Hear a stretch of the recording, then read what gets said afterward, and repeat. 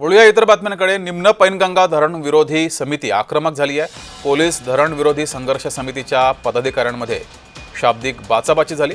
शेकडो धरण विरोधक संघर्ष समितीचे समर्थन आहे। घटनास्थळी खडका तांडा येथे धरण विरोधी संघर्षकर्त्यांना पोलिसांनी रोखलं। न्यायालयाचा निकाल लागत नाही तोपर्यंत काम करू देणार नाही। धरण विरोधी संघर्ष समितीच्या पदाधिकाऱ्यांनी हा निर्णय घेतलाय, भूमिका मांडली आहे।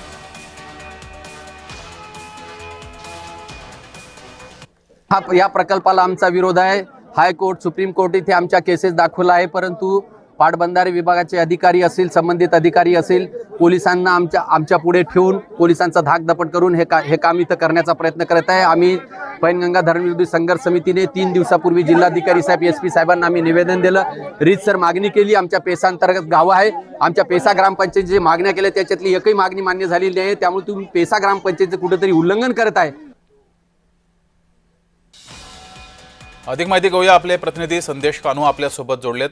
संदेश, धरण विरोधी पदाधिकारी हे आक्रमक झालेले, त्यांच्या मागण्या मान्य होत नाहीत असं त्यांचं म्हणणं आहे। काय काय नेमक्या त्यांच्या मागण्या आहेत?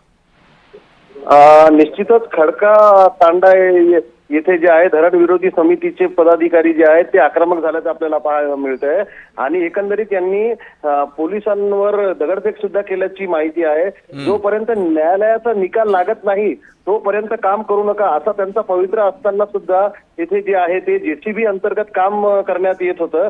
मात्र मोठा फौजफाटा तिथे असताना सुद्धा धरण विरोधी समिती जी आहे ती आक्रमक झाली आणि त्यांनी दगडफेक केलेली आहे। जगदीश, काय नेमक्या मागण्या आहेत या धरणग्रस्तांच्या?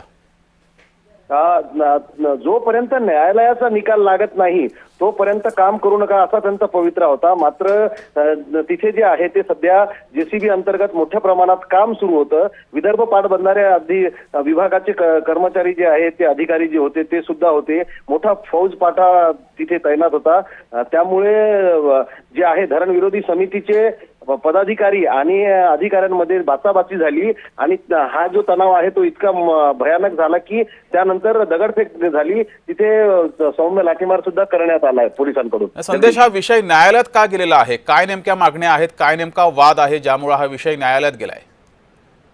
निश्चित धरण विरोधी समितींच्या म्हणणं आहे की आमच्या ज्या प्रस्तावित जागा आहे त्या जागा ज्या आहे त्या या धरणामध्ये जाऊ नये यासाठी जे आहे ते शेतकऱ्यांचा हा जो लढा आहे तो सुरू आहे।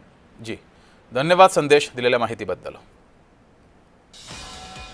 तर पोलीस आणि धरण विरोधी संघर्ष समितीच्या पदाधिकाऱ्यांमध्ये शाब्दिक बाचाबाची सुद्धा झाली।